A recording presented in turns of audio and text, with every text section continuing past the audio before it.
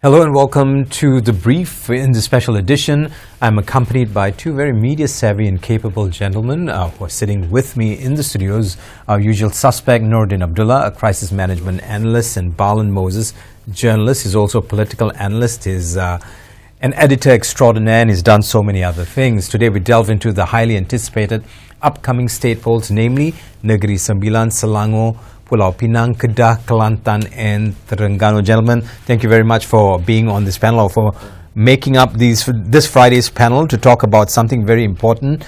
Now, I'd like to start with assessing the current political landscape. Of course, because you are the youngest in the house, we're going to start with you. Balan, let's see what you have to say after having seen so much and heard so much in the past 6 months. Yes, it's been a long 6 months. A lot of things have been happening. But essentially, I think the political landscape remains much unchanged. I believe the status quo, with a few exceptions, will prevail this time around in the 6 states. Looking at Kedah, Kelantan and Terengganu, I would think that PAS and Bersatu would prevail there, as they did in 2022, with a few inroads by Pakatan Harapan, principally UMNO. But when you go to Penang, you go to Selangor and Negeri Sembilan, it may be a different ball game in 2 of those states, that is Penang and Selangor. Let's look at Penang quickly.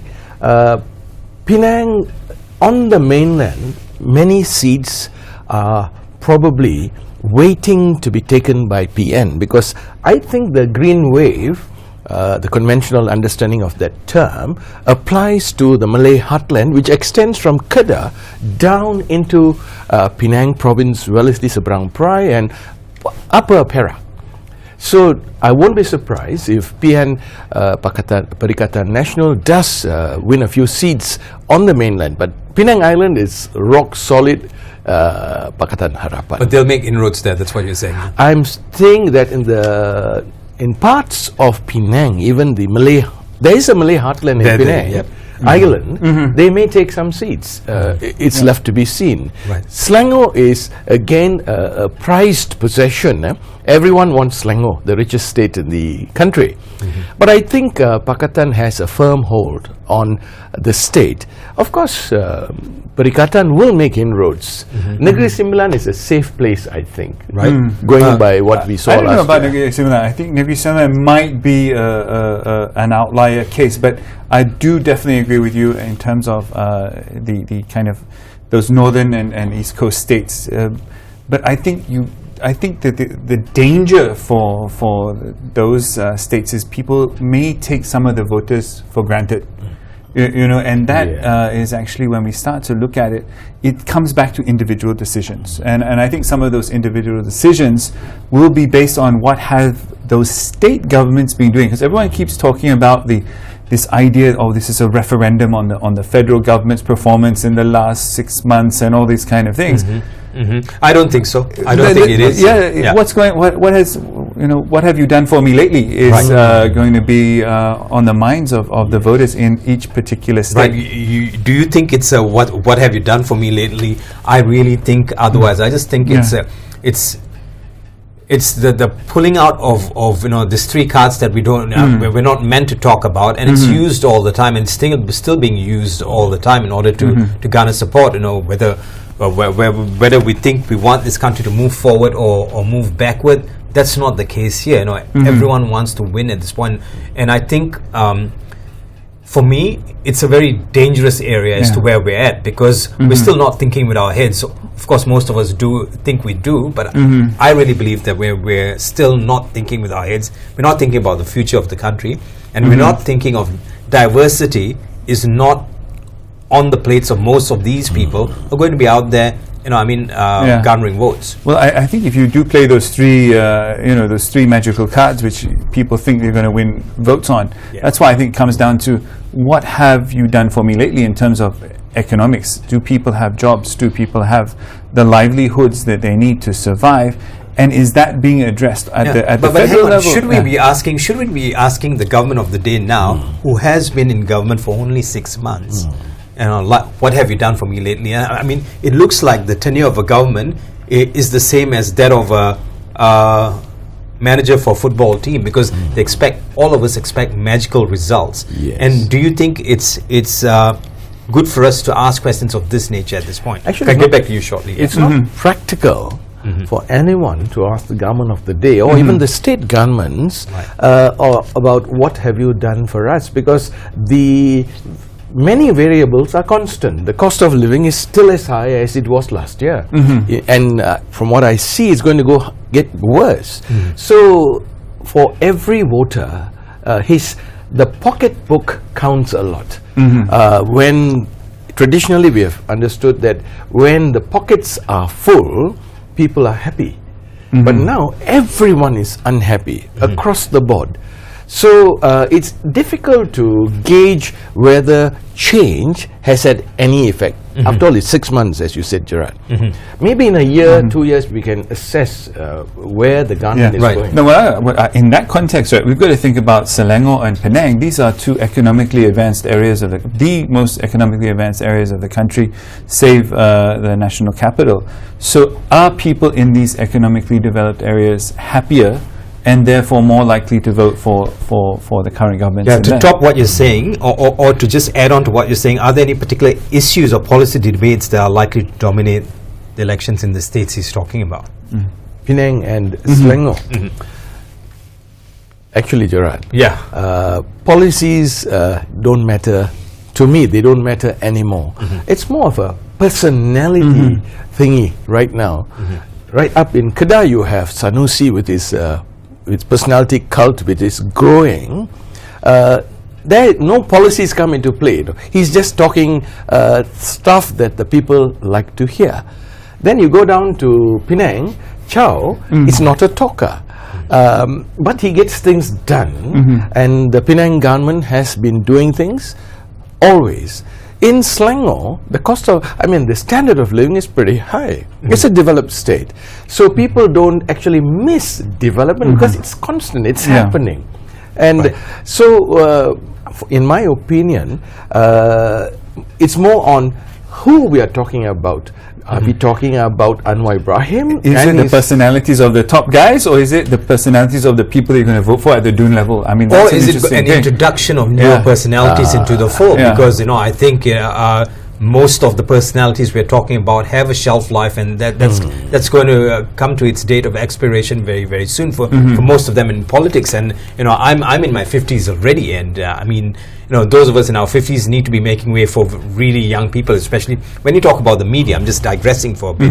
Now in politics, you've got people who've been doyens or stalwarts or whatever you want to call them. They've been there for the longest time, and we need to see another generation come in. But what do you think at this point, while we have these debates on what policies are going to matter in which state?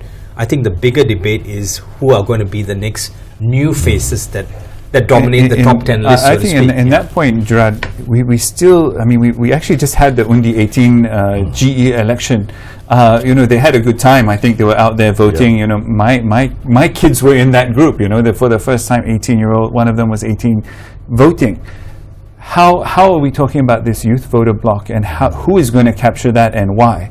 And one of the things when you mention media, TikTok is still going to be, TikTok is still going to play a major role in this, and how much are we dealing with the social media in that context? And that for me is going to be a very important thing that's going to play out in the more developed states, perhaps, where there's higher social media usage. I don't know. There's still a lot of questions. Right. NORDIN touched on something very interesting and important. The youth vote, the under 18 vote. Where did it go? Let's look at history a little bit. Last year, it obviously went to Perikatan Nasional. Contrary to what Pakatan expected, the analysts, we thought that the vote would go to Pakatan. They educated the youth, but it went to the other side. Not that we are not saying right or wrong, but this is the fact. So this time probably it'll go the same way. And is that going to be concentrated? Because when we start to think about it, we're in a race to 51%. Right. We're in this race to 50 point whatever percent actually. Is there going to be a massive youth vote in Kelantan and Kedah that is not going to be seen in states like Selangor and Penang? You know, that for me is also going to be interesting. Is that going to be further broken up here? And I don't know who has done the analysis, who has done that hard work at the moment. Right. So it's not my script here, but since you're talking about TikTok already, I guess this questions the role of the media once again. If TikTok has become so famous, it's probably because it allows everything else in sundry to be able to say what they want to say. And I think that's what at least this is what my approximation is, that's what the younger generation wants. They want to talk. I don't know if it's dissent or have debates. What do you think? Well, the media plays a vital role in influencing minds, mostly the younger minds. People above 40 have almost made up their mind. What they read doesn't really matter. But those below 40, young professionals, young people, they will look at what is being written and they could be influenced to a certain extent. But I must comment on the tame role of the news portals today. The online news portals are not as gung-ho as they used to be. They are not. How do you mean? They are not really coming out with incisive issues and write-ups on the portals that will influence minds.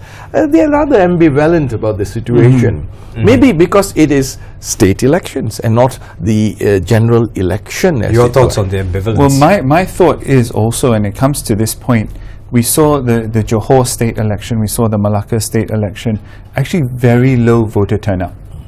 And this actually benefited one group of people, right? And one key voting demographic. Is that also something we've got to put into the calculus? That if that is happening, media are not biting on this story as much as they were during the GE. The algorithms are saying, hey, it's not as exciting as it should be. So therefore, the media also, the online media portals will say, hey, we're going to cover the EPL. Is that going to happen, or is it the fact that it's all going to happen 6 states? It's a half country. For me also it's Semenanjung, which is another component. Sabah and Sarawak are not involved. Right. So before this government took control of the what you call it, Putrajaya, and went on to govern the country.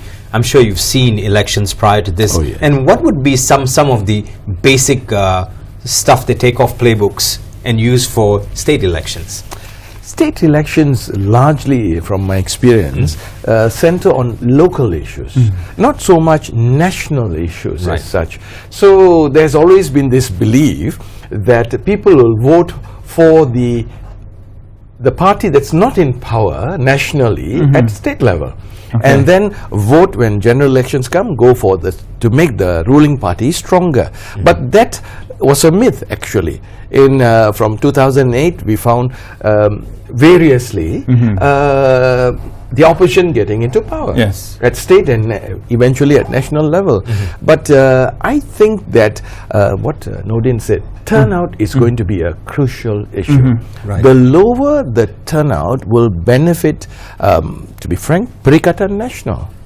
Because talking about communities, the Malays, that ethnocentric demographic has been in play last year, it's going to be in play this year. So, statisticians found that the non-Malay voters didn't really come out in as large numbers as they should have compared to 2018.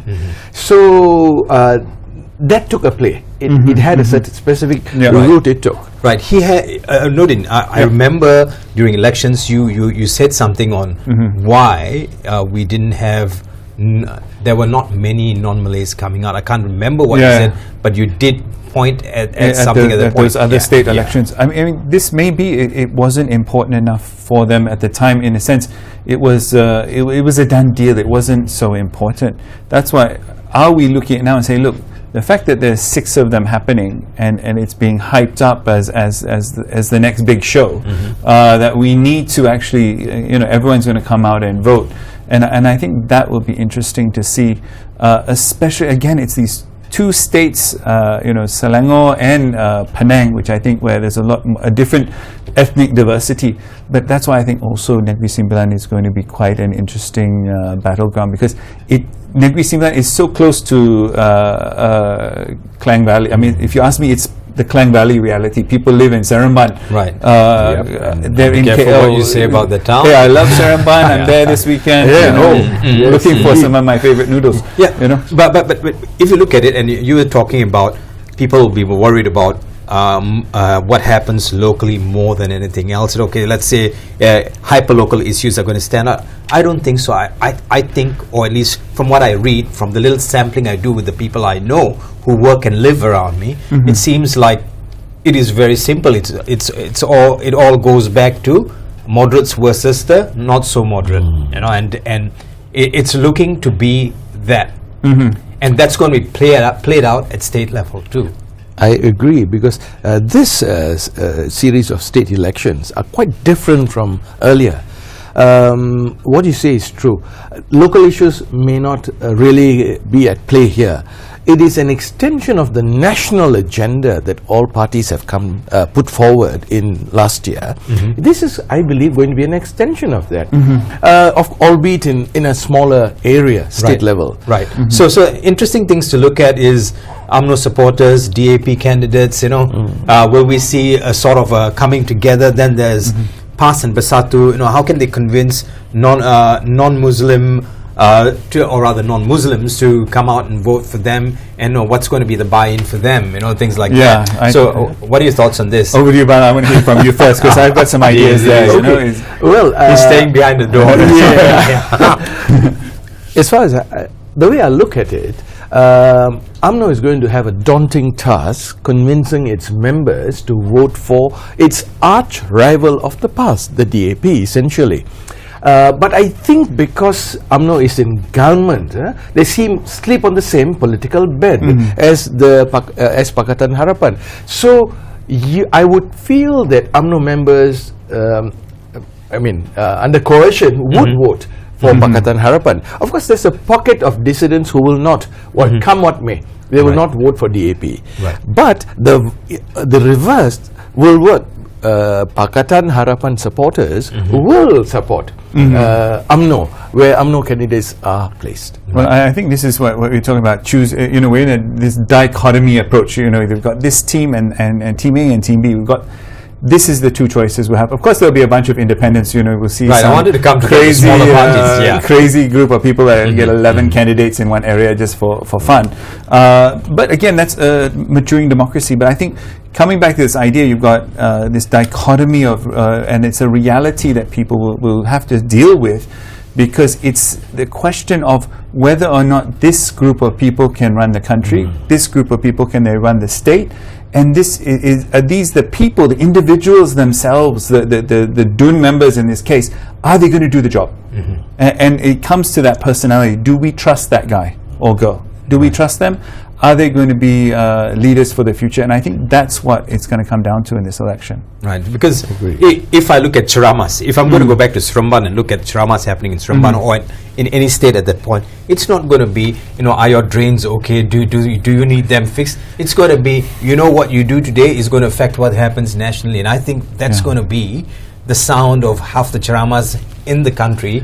Defining the future of Malaysia is still happening today. Right. And I think exactly what you're saying, Gerard. If these leaders don't start to present their belief of what the future should be like, it's going to be very hard to continue the sustainable approach to if you're saying, we're trying to define, we need to define where Malaysia is going, shouldn't there be an agree to disagree sort of, arrangement, okay? And shouldn't we be talking about it a little bit more before we won't say we want to define where this country is going? And that sort of scares me. Your thoughts? Well, if you coming down to brass tacks, Perikatan Nasional makes no bones about where it stands. It's basing its popularity, its strength on the Malay Muslim vote. They don't pretend to court the non-Malay or non-Muslim vote. So we know where they are coming from. What their future is our future is to them. So for me, it would be more Pakatan, Harapan and Barisan Nasional, UMNO principally, that will play a major role in determining the future of the country. Right. We've got about 6 minutes left, gentlemen, maybe a little less. Let's talk about potential alliances and coalitions that might emerge as a result of these state elections. NORDIN, you go first. Malaysia, anything's possible. That's all I'll say. Safe one. Now let's get back to BALAN. He's a diplomatic dispatch man. He knows what he's talking about. Right. If UMNO can work with DAP on the same platform, as NORDIN said, anything can happen. Yep. Well, look at it across the board. It could be even, I'm not saying it will, could be DAP and PAS, for instance, without the Bersatu factor. Bersatu, after all, is made up of disgruntled UMNO members who left UMNO for another party. The future of Bersatu, actually, we don't know. It's a question mark. How strong? We know how strong PAS is, but we don't know how strong Bersatu is. Right. So I guess we've got a couple of minutes more, and NORDIN's always on the air. So I think we want to leave this to you to close the show. Before the state elections, what must all of us individually think about before we go out there and make decisions, and also run assumptions in our heads, so on and so forth? What should we think about? And we talk a lot about the Media Council. What should we know about that too? Okay. Firstly, what should the man on the street of any race or religion or culture think about before casting his vote this end of next month rather? Should think of the nation. Although it's a state election, there are now people talking about this being a referendum on the future of the nation. We must keep it at the back of our mind. Every voter must think that their vote will have an effect on the government of the future that's coming in maybe 2 years or 2.5 years. So we must vote thinking of one nation, a multi-racial, multi-religious nation where everyone has a role to play and can enjoy the fruits of development. Well, I love that sentiment, but one of the things I think, the guys who are going to be looking at the numbers for the next GE are going to be looking very closely to every state election and every seat and everything, because will these groups of these new alliances, which were not tested yet, this is again, it's the first time for Malaysia that DAP and UMNO are going to be working together, and all of these kind of things, all this calculus has changed. So it's new dichotomies, and it's new realities for both sides of this equation. So the simple answer is we don't know.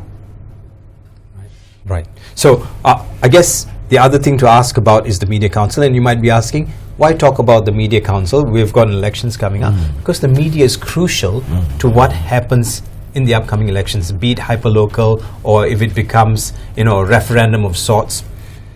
It's the media who's going to be able to help set that tone and move forward and give people the right information. Now, we talk a lot about the Media Council. What do you expect to see from that?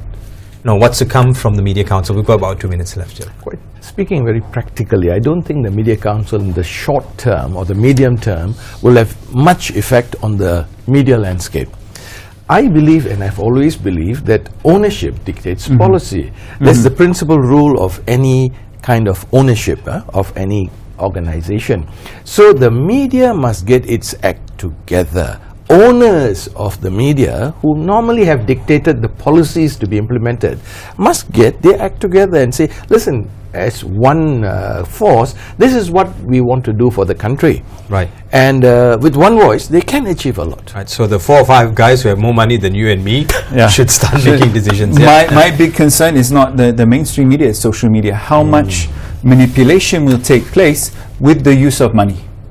You can buy the manipulation, you can buy the influence through these large media platforms, and how much will that play out in the state elections? I would love to see the expenditure on certain Facebooks and Twitters and all these, and they say, okay, look, there's a big spike for the last 2 weeks. Then you know how much Malaysians are spending on on social media boosting. Right. That data needs to be Right. seen. So on that note, we're not sure if it's all going to happen on one day. It depends on the election commission, or it's going to happen separately in different states, different days. But whatever the case, you gentlemen are going to be back in the studios to help us walk through the elections and also make some sense out of what's going to happen in each and every state. Then thank you very much, Balan. Thank you also, Nordin. Always a pleasure to have you guys on board. And thank you for joining us right here on The Brief, Bernama TV. I'm Gerard Ratnam. Have a great weekend. Bye-bye for now.